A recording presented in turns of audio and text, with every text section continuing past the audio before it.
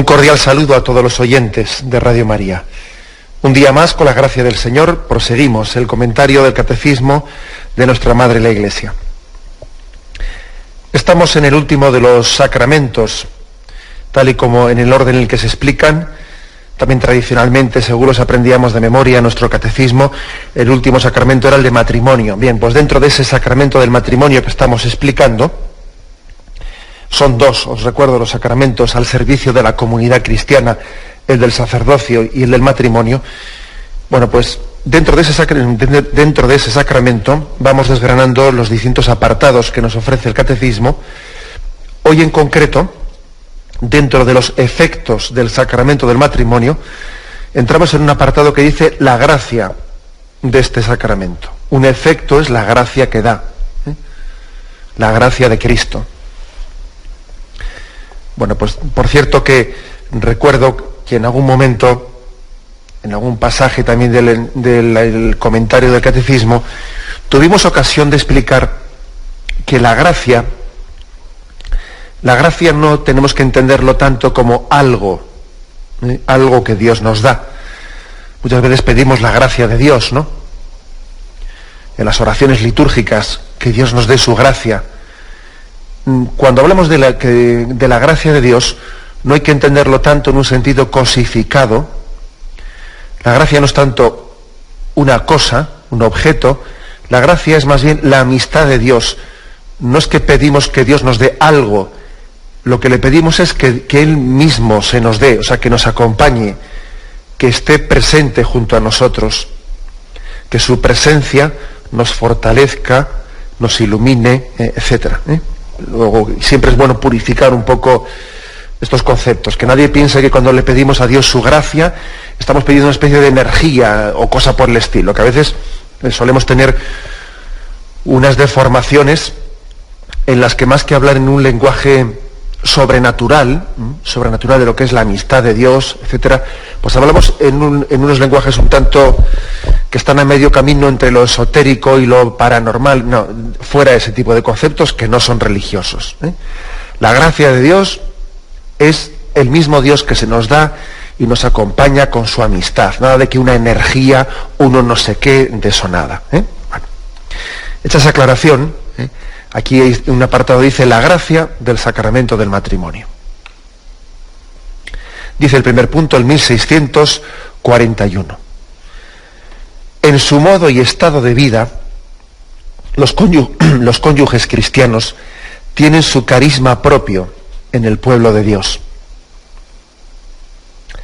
Esta gracia propia del sacramento del matrimonio está destinada a perfeccionar el amor de los cónyuges, a fortalecer su unidad indisoluble. Por medio de esta gracia se ayudan mutuamente a santificarse con la vida matrimonial conyugal y en la acogida y educación de los hijos. Bueno, afirmaciones principales de este punto. Bueno, pues que el matrimonio es un estado de vida que tiene su propio carisma, que es un carisma propio. Es un carisma propio, y a veces cuando hablamos de carismas, pues tenemos que reconocer que nos solemos referir, nos pensamos, ¿no?, lo referimos a otro tipo de realidades, pues el carisma pues de los jesuitas, o el carisma contemplativo, o el carisma tal, y no nos damos cuenta que también en el estado matrimonial, en el modo de vida del matrimonio hay un carisma. O sea, es decir, Dios me ha elegido, me ha amado de esta forma concreta. Esta es la forma concreta que Dios ha querido para mí.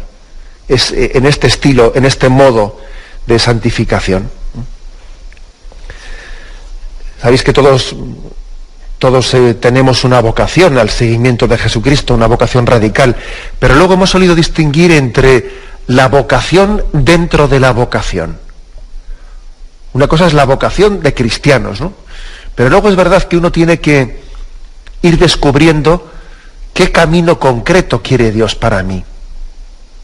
¿Qué camino concreto es ese? No, la pregunta no es qué camino es el que a mí más me gusta o qué camino no.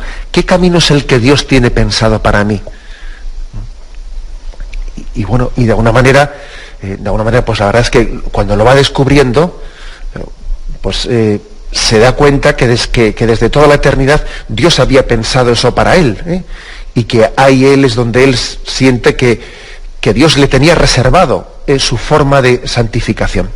Si me permitís, ha sido un pequeño ejemplo, un poco jocoso, pero bueno, ¿os acordáis de lo de la Cenicienta? Que tenía que ir, vamos, que había un zapato que había que ver en qué pie encajaba bien, ¿no? Y lo van probando pues a una dama y a otra y en ningún pie encajaba bien, ¿no? Hasta que finalmente se lo prueban a la Cenicienta y le encaja perfectamente en su pie, ¿no? Ese zapato estaba hecho para ella, estaba hecho para ella. Bueno, pues es una comparación para entender que es que tenemos cada uno un carisma propio que tenemos que ir descubriendo. El ejemplo que he puesto puede tener algo de incorrecto, porque claro, uno no descubre su vocación porque cuadre perfectamente con tu gusto. Es posible que lo que Dios tiene reservado para ti, pues al principio tú, en vez de sentirlo como un zapato que te cuadra perfecta, que te encaja perfectamente en tu horma, ¿no? Al principio igual te hace daño. Estoy pensando, por ejemplo, en que no todo el mundo que siente la llamada pues a la vida consagrada, recibe esa llamada pues de una manera gustosa y que le encaja perfectamente y todo de maravilla, ¿no? No, pues es posible que al principio esa llamada le resulte un poco, le rompa sus esquemas, y según va escuchando más y más la voz de Dios, claro, el Señor va adecuando su sensibilidad a esa llamada y finalmente, claro, que ese zapato pues cuadra perfectamente con la horma de su pie, ¿no? Es decir, claro que hay una vocación que Dios tiene reservada para cada uno de nosotros, que tenemos que irla descubriendo. Es posible que cuando la descubramos resulta que no nos cueste, o sea, que nos resulte totalmente gustosa, gozosa. Otras veces uno, al descubrirla, tiene que purificarse porque él tenía igual hechos otros planes y entonces tiene que ir purificando sus apegos, ¿no?, para abrazar esa voluntad de Dios. Por ejemplo, estoy pensando en una persona que hubiese pensado que le hubiese gustado desde siempre casarse. ¿Y qué ocurre? Pues que va pasando la vida y no encuentra un marido, o sea, no encuentra a alguien que pueda ser su marido, no encuentra a alguien que pueda ser su esposa, y él lo busca, y él cree, y él siempre ha pensado, que yo quiero, que lo mío es casarme, que tal, que cual, ¿no? Pero va pasando la vida y no encuentra a tal persona, ¿no? Entonces, ¿qué es lo que, cómo tiene que encajar eso en su vida, ¿no? ¿Qué lectura desde la fe tiene que hacer a ese hecho? Bueno, pues yo creo que es muy importante entender, mira, la vocación nuestra vida no consiste en lo que yo elijo, que cuadra perfectamente con lo que entiendo que es mi sensibilidad y mi gusto, ¿no? La vocación es un descubrimiento, es un descubrir poco a poco, un ir discerniendo lo que Dios quiere de mí. Que es posible que, como he dicho antes, que ese zapato me encaje tan bien que parece que lo había estado esperando siempre. O es posible que ese zapato pues me cueste encajarlo porque parece que me roza aquí o allá, pero no lo dudes, es tu zapato, es la vocación que Dios había pensado para ti. Lo importante no es lo que tú has soñado, no es lo que tú has pensado, sino lo que Dios tiene reservado para ti, ¿no? Ese carisma concreto. Y esto es importante entenderlo así. O sea, es decir, nuestra vida, como más de una vez yo os he insistido, nuestra vida somos no inventores, somos descubridores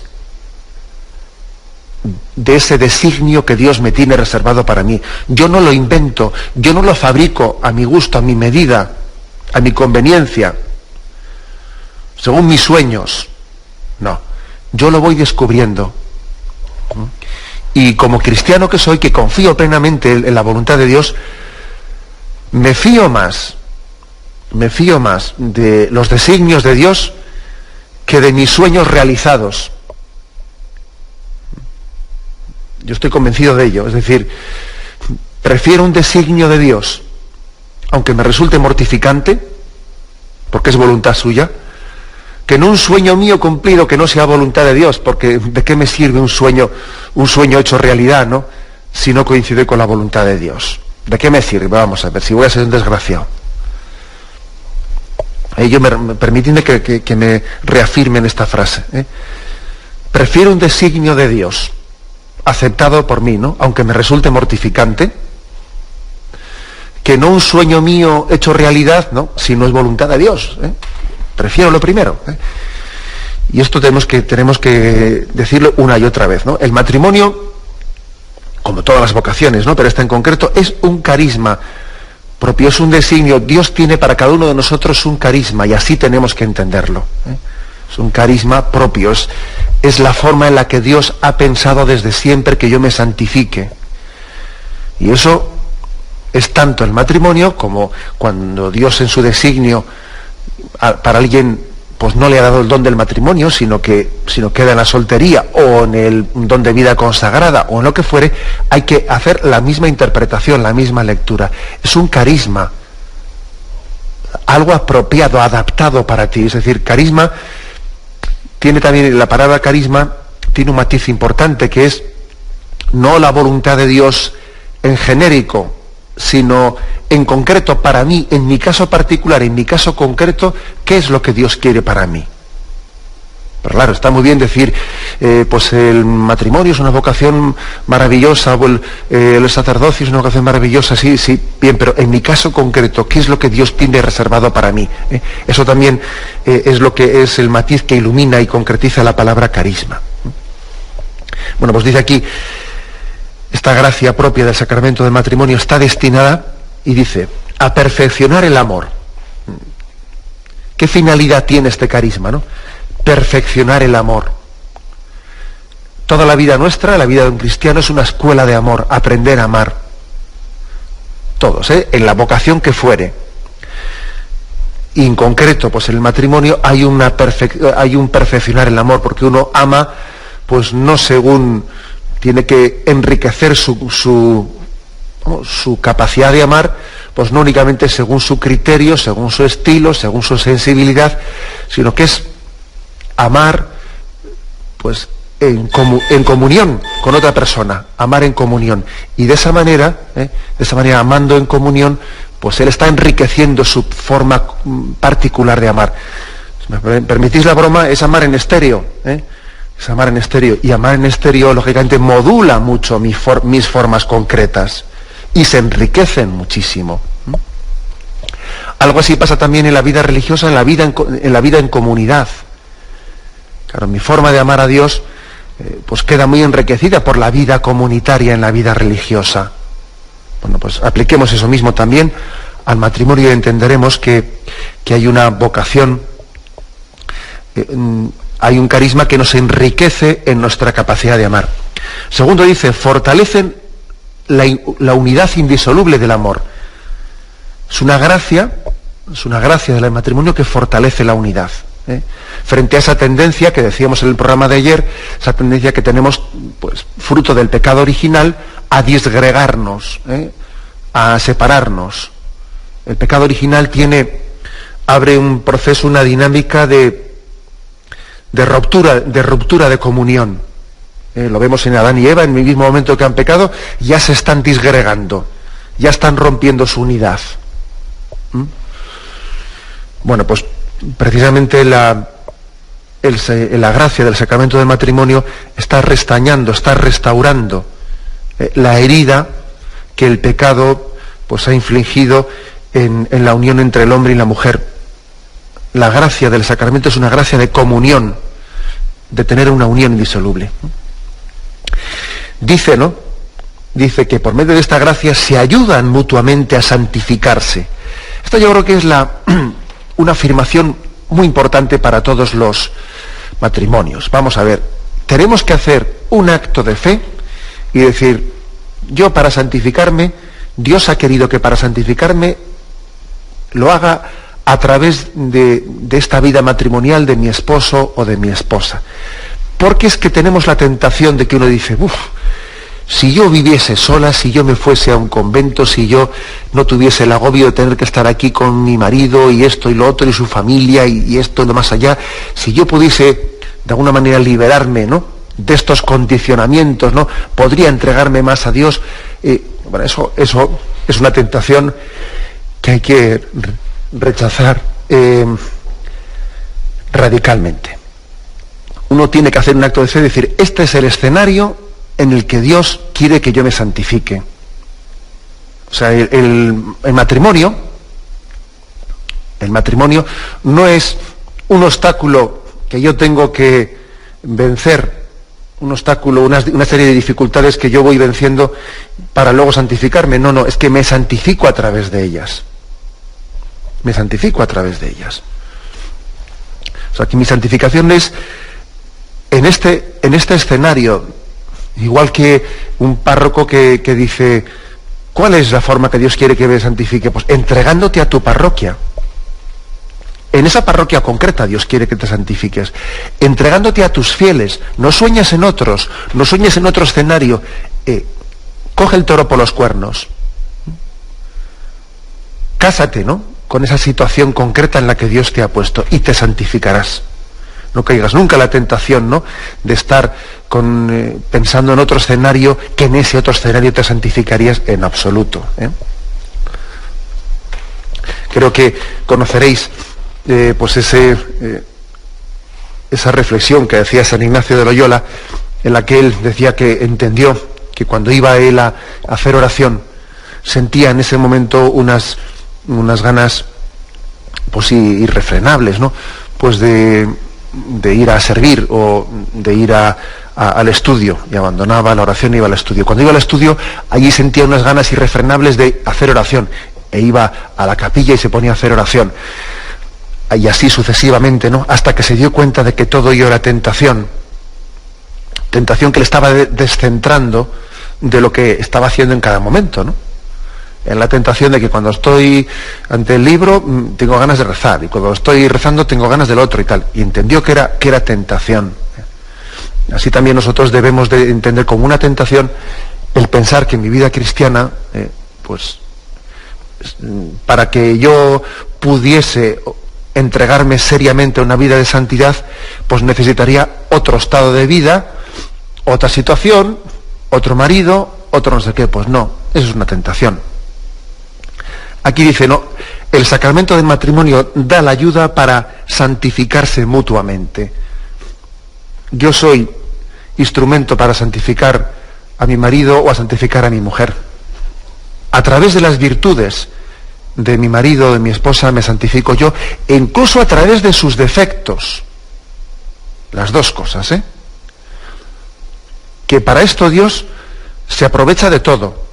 Se aprovecha de las virtudes y hasta de los defectos del cónyuge para ser también instrumento de santificación. Que en esto ya sabéis que la doctrina evangélica es muy clara, cuando nos habla de ser luz unos para otros, y luego también nos dice sufrir con paciencia los defectos del prójimo. O sea, que las dos cosas, ¿no? Dice ser luz, dice corregíos mutuamente, y luego también dice sufrir con paciencia los defectos del prójimo. Luego todo ello está integrado. Aquí se suma todo. Los buenos testimonios, la corrección mutua para intentar superarnos unos a otros, y la aceptación de los defectos que son insuperables, vamos. Todo ello forma parte del plan de Dios para santificarnos. O sea que esto es algo básico. La gracia que recibimos para santificarnos mutuamente. Tanto dice, ¿no?, en la vida conyugal como en la acogida y educación de los hijos. En la acogida, ya hablaremos un poco de esto en programas posteriores, en la acogida y en la educación de los hijos. Yo me santifico acogiendo a los hijos que Dios me dé, ¿no?, acogiéndolos y entregándome a su educación. Y seguro que además esa entrega pues me preserva de muchos peligros y me preserva de muchos egoísmos y me permite la gracia de olvidarme de mí mismo y de extraer, ¿no?, pues todo ese potencial de entrega que tenemos dentro de nosotros, pero que lo solemos tener escondido, y que gracias al matrimonio y gracias a los hijos, pues el Señor nos concede la gracia de santificarnos en esa entrega. Bien, pues esto es el punto primero. Lo enmarco, no olvidemos el punto básico al que estamos respondiendo, es la gracia del sacramento del matrimonio. ¿Qué gracia nos da? Pues la gracia de santificarnos viviendo este propio carisma que Dios ha pensado para nosotros. Tenemos un momento de reflexión. Continuamos con el punto 1642, dentro del apartado que nos explica que uno de los efectos del sacramento del matrimonio pues es la gracia que se nos da en este sacramento como en cualquier otro. No olvidéis que una definición de qué es un sacramento es un signo visible, un signo sensible, a través del cual se nos da una gracia invisible, ¿no? Ese signo de la manifestación del consentimiento que mutuamente allí hacen, ¿no?, ante la Iglesia los esposos, es un signo a través del cual se da la gracia, se infunde la gracia. Bien, en el punto 1642 continúa esta explicación. Cristo es la fuente de la gracia. Pues de la misma manera que Dios en otro tiempo salió al encuentro de su pueblo por una alianza de amor y fidelidad, ahora el Salvador de los hombres y esposo de la Iglesia, mediante el sacramento del matrimonio, sale al encuentro de los esposos cristianos. Bueno, luego seguiremos leyendo. Me quedo con esta expresión de salir al encuentro. Dios sale al encuentro de nosotros en el sacramento del matrimonio. Y además, fijaros que, para explicar esto, lo compara con la alianza de la historia de la salvación. Pues Dios salió al encuentro de Israel a través de Moisés. Dios escuchó el clamor de su pueblo que estaba esclavo en Egipto, ¿no? Tuvo compasión y salió a su encuentro, enviándoles pues a Moisés para liberarles, ¿no?, de sus esclavitudes y para llevarles a una tierra prometida. Bueno, pues fijaros que es curioso que utiliza esa imagen, la imagen de Dios sale a su encuentro como hizo antiguamente, pues ahora lo hace a través del matrimonio. Pues sí, es una comparación que lógicamente pues hay que después aplicarla, ¿no? Pero sí, también Dios sale al encuentro y se sirve, pues en el caso del matrimonio, se sirve del esposo, se sirve del cónyuge, para también liberarme de mi situación de dificultad, para encontrarme con Dios, para ser feliz, para amar en plenitud, para santificarme, en definitiva, ¿no? Porque cuando dice la Sagrada Escritura, no es bueno que el hombre esté solo, no es bueno, eso dicho en genérico, porque luego también tenemos que reconocer que en personas concretas, en carismas concretos, Dios también puede santificar a una persona pues a través de la soledad. Incluso ahí tenéis las vocaciones hasta de ermitaños, pero bueno, pero sí es cierto que dice la Sagrada Escritura, por lo menos dicho globalmente hablando, no es bueno que el hombre esté solo, aunque luego pueda dar carismas concretos, como he dicho antes, ¿no? Pero, por lo tanto, como forma parte de esa conveniencia por parte del hombre, la comunión, la convivencia, pues Dios sale a nuestro encuentro. Dios ha tenido misericordia de mí, saliendo a mi encuentro, pues en esta persona, que es la persona que Dios siempre había pensado para mí, pues para mi santificación. Sale a mi encuentro, tiene misericordia, me ilumina, tiene compasión de mi pobreza, porque yo caminando solo, pues fácilmente me pierdo, y me doy cuenta que necesito también de esa vocación y de ese carisma para santificarme. Dios sale a mi encuentro, como hizo con Israel. También en mi vida concreta, creo que es bueno que uno perciba a su esposo, a su esposa, como un regalo que Dios le ha hecho, por el que Dios ha salido a su encuentro y ha tenido misericordia de mí, y me ha ayudado a caminar. ¿Os acordáis del episodio de los discípulos de Emaús, en el que Jesús se puso a caminar junto a él y no le reconocían? Bueno, pues igual también tenemos que decir lo mismo. Tenemos que decir lo mismo del caso del matrimonio, que puede estar caminando Jesús junto a nosotros y no le reconocemos. Y es nuestro esposo y es nuestra esposa, ¿no? Y camina junto a nosotros y está junto a nosotros, ¿no? Camina junto a nosotros y no le reconocemos. Sale a nuestro encuentro en él. Seguimos adelante, ¿eh? Dice, permanece con ellos, les da la fuerza de seguirle tomando su cruz. O sea que lo importante, fijaros que aquella promesa que hizo Jesús, ¿no? Yo estaré con vosotros todos los días hasta el fin del mundo. ¿Y esa promesa a qué se refiere? ¿Al sacramento de la Eucaristía? Sí. ¿Se refiere pues a que en la Iglesia recibimos esa compañía, esa asistencia? Pues sí, también. Pero también se refiere al sacramento del matrimonio, esa promesa. Yo estaré con vosotros todos los días, hasta que la muerte os separe, diríamos en este caso concreto. Hay pues una promesa de permanencia. Dios es fiel. Dios es fiel y está junto a nosotros y nos protege y no nos deja solos.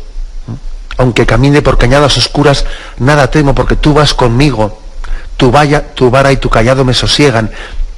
Ese salmo que rezamos pues al buen pastor, a Cristo, a nuestro buen pastor, también podemos aplicarlo pues al matrimonio, ¿no? Una persona casada puede y debe también, ¿no?, de rezar ese salmo en alguna ocasión, por lo menos, referido también a su esposo, a su esposa. Y nada me falta, camina junto a mí, me conduce hacia fuentes tranquilas. Es verdad también que el sacramento del matrimonio otorga también una seguridad.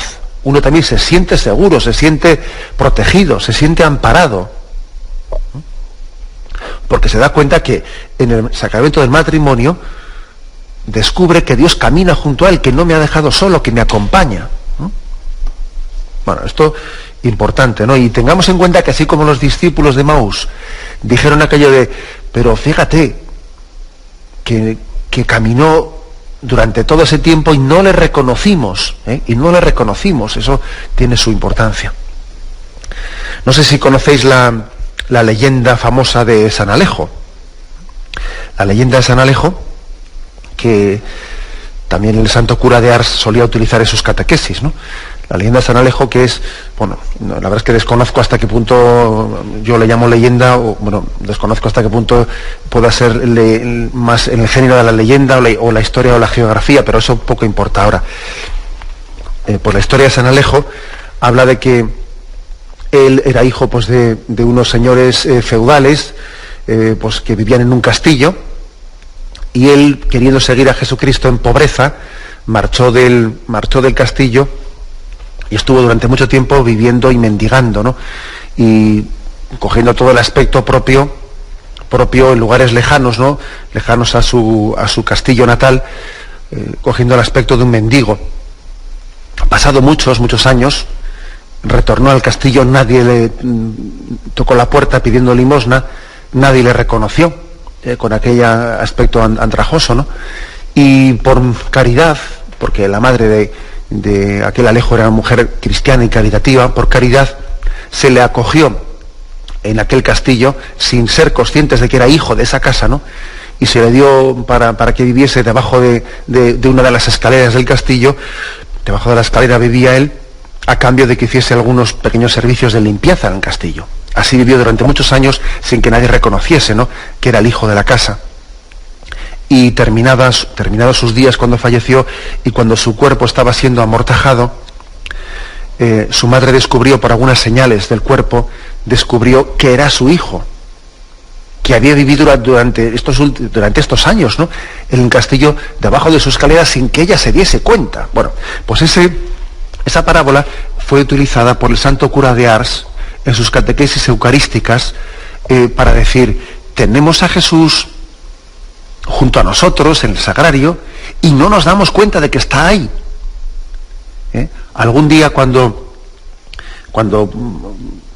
Cuando muramos y nos pongamos en presencia de Dios, diremos, pero qué burros hemos sido, pero si le teníamos junto a nosotros y no le reconocíamos, y estaba allí en la Eucaristía.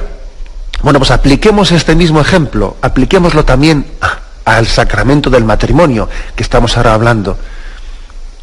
Ojo que Jesús camina junto a nosotros, que está junto a nosotros en nuestro cónyuge en el sacramento del matrimonio, y no le reconocemos.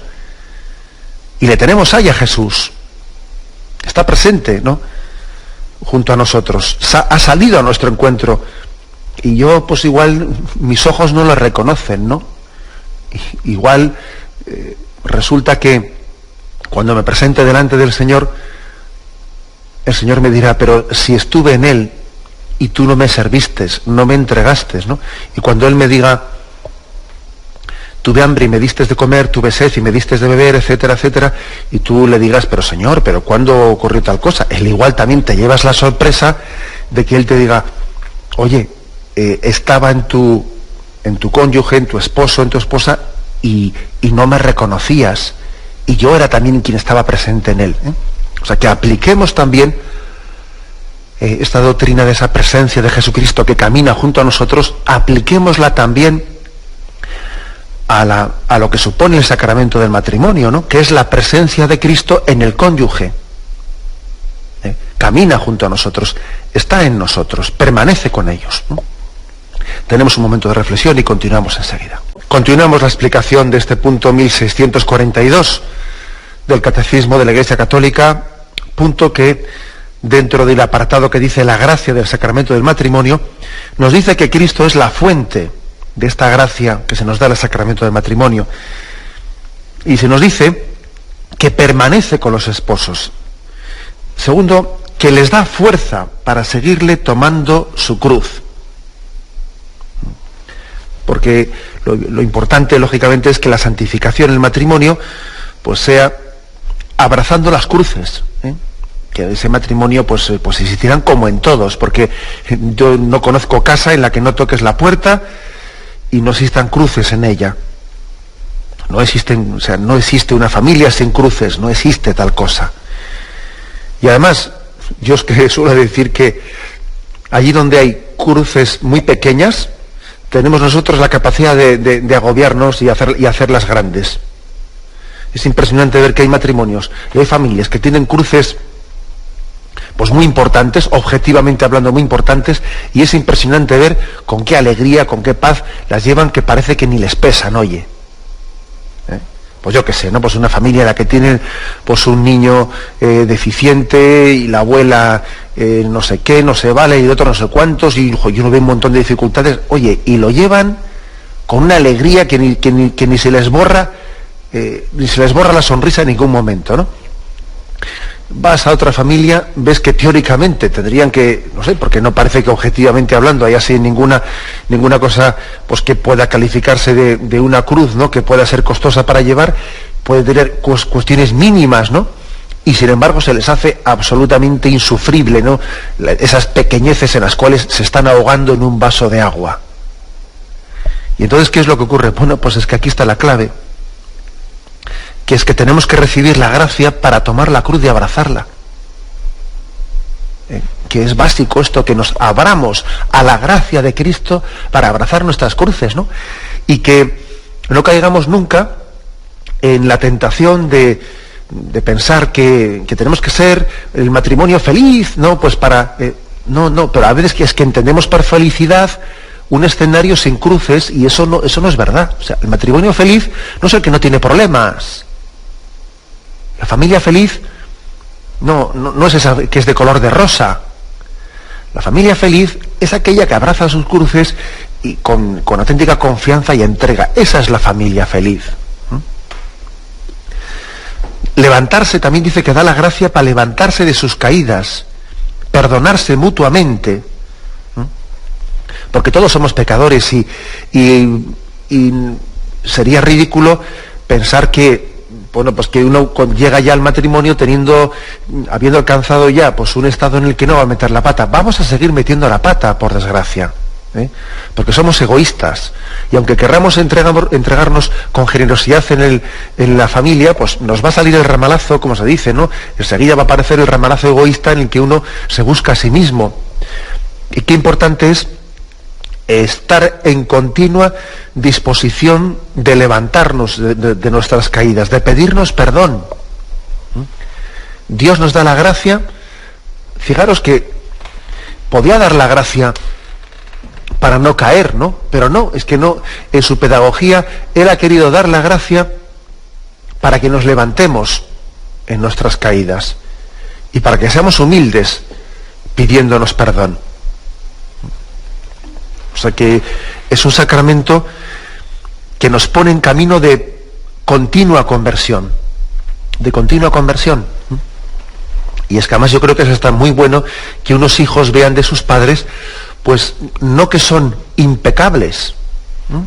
En el sentido literal de la palabra, de que yo no he visto un pecado, un defecto en mi padre o en mi madre, ¿no? Pues no.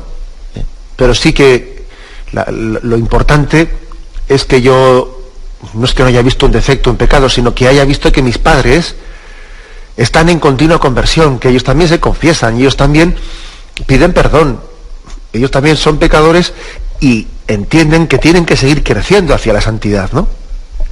Eso es lo importante. Dice aquí, la gracia para levantarse después de sus caídas, de perdonarse mutuamente, de llevar unos las cargas de otros. De llevar unos las cargas de otros. Esto es Gálatas 6:2. Hermanos, aun cuando alguno incurra en alguna falta, vosotros, los espirituales, los fuertes, corregidle con espíritu de mansedumbre. Ayudaos mutuamente a llevar vuestras cargas y cumplid así la ley de Cristo. O sea, que es que Dios ha pensado en unos para llevar las cargas de los otros. Claro, eso de llevar las cargas mutuamente, pues forma parte de un designio de Dios. Y además es que es curioso que esto nos permite complementarnos, ¿no? Qué malo es cuando en una pareja, de un matrimonio, comienza a existir una especie de lenguaje reivindicativo. Esto no te toca a ti, esto te toca a ti. Esto a mí no. Cuando uno empieza a escuchar ese tipo de lenguaje reivindicativo, ¿no? El que parece que se está como mutuamente pasándose las cosas, dice uno, qué peligroso es eso. Qué peligroso. Por supuesto que hay que compartir las tareas de la familia, por supuesto que todos tenemos que arrimar el hombro, pero cuando eso se traduce, ¿no?, en un lenguaje reivindicativo, en el que parece que más que una prontitud a la entrega hay una especie de medición, en el que uno está administrando su entrega, ¿no?, para que el otro. Bueno, la verdad es que eso me da mucho miedo. Me da mucho miedo. Una expresión que yo he escuchado en más de una ocasión y que a mí me ha ayudado, ¿no?, es la siguiente. Ya sé que es un poco así fuerte, y todo lo fuerte pues puede tener algo de simplista, pero yo creo que es muy gráfico, ¿no? Y la expresión es la siguiente, dice, para que una familia funcione, o para que un matrimonio funcione, hace falta que haya por lo menos un tonto. Y para que sea feliz, tiene que serlo los dos. O dicho en la familia, ¿no? Para que una familia funcione tiene que haber por lo menos un tonto. Y para que sea feliz lo tienen que ser todos. Quiere decir que si uno no está dispuesto, ya sabemos que esa expresión de ser tonto, ¿a qué se refiere? Pues que estar dispuesto a llevar las cargas de los demás. Si no hay nadie en una familia que esté dispuesto, que diga, bueno, yo no voy a empezar aquí a estar como egoístamente midiendo mi entrega, ¿no? Sino que yo me voy a entregar llevando las cargas que haya que llevar, sin estar aquí llevando la cuenta de esto me pertenece a mí o le pertenece al otro, le tocaría al otro, le tocaría a mí. Mientras que no exista esa capacidad, una familia no va a funcionar. Ahora bien, para que la familia sea feliz, lo hermoso es que casi nos estemos peleando para ver quién es más tonto, entre comillas, para ver quién carga más con las cargas de los demás, para ver quién está más dispuesto a olvidarse de sí mismo. No, la felicidad de una familia consiste en esa prontitud para llevar las cargas de los demás. Lo lógico es discutir, no porque te toca a ti, sino lo lógico es discutir el matrimonio por deja que ya lo hago yo, deja que ya me entrego yo a ello. Esa debe ser nuestra discusión, ¿no? Y así tenemos que entender esto que dice aquí: perdonarse mutuamente, llevar unos las cargas de otros, estar sometidos unos a otros en el temor de Cristo. Dice aquí se remite a Efesios 5:21, sed sumisos los unos a los otros en el temor de Cristo. Es decir, en vez de tener una especie de tendencia a quedar por encima del otro dentro del matrimonio, a someterle al otro, dice, sed sumisos los unos a los otros en el temor de Cristo. Fijaros que es fruto del pecado original, según narra el Génesis, esa especie de sometimiento, de un cónyuge por el otro. Especialmente, ¿no? Parece que la mujer es sometida por su marido. Eso está expresado como una de las consecuencias del pecado original. Y aquí en Efesios 5:21 dice, sed sumisos los unos a los otros en el temor de Cristo. Tened, ¿no?, esa capacidad de no querer quedar siempre por encima, sino que la humildad también es básica, ¿no?, para esa comunión. Amarse con un amor sobrenatural, delicado, fecundo, ¿no? Otra consecuencia de la gracia, la delicadeza, ¿no?, que quiere decir que también uno está limando sus formas. No vale decir, es que yo soy así. Yo como soy así, no, pero vamos a ver, no, eso de que yo soy así es la excusa perfecta para no irse purificando, ¿no?, para no irse limando ese camino hacia la santidad. Habla de amarse con un amor sobrenatural delicado. En las alegrías de su amor y de su vida familiar, Dios nos da esa gracia, ese don, como un gusto anticipado del banquete de las bodas del Cordero. Y voy a terminar con un texto de Tertuliano, que está incluido en este punto 1642. ¿De dónde voy a sacar la fuerza para describir de manera satisfactoria la dicha del matrimonio que celebra la Iglesia, que confirma la ofrenda, que sella la bendición? Los ángeles lo proclaman, el Padre Celestial lo ratifica. ¿Qué matrimonio el de dos cristianos unidos por una sola esperanza, un solo deseo, una sola disciplina, el mismo servicio? Los dos hijos de un mismo Padre, servidores de un mismo Señor, nada los separa, ni en el espíritu ni en la carne, al contrario, son verdaderamente dos en una sola carne. Donde la carne es una, también es uno el espíritu. Un texto de Tertuliano que recoge aquí el Catecismo de la Iglesia Católica, pues que es una especie de panegírico, un panegírico del matrimonio, ¿no?, como un don tan grande para nuestra santificación.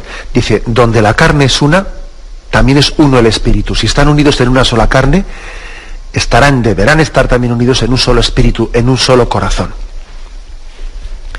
Bien, dejamos aquí en estos dos puntos que hemos comentado, 1641 y 1642, la gracia del sacramento del matrimonio.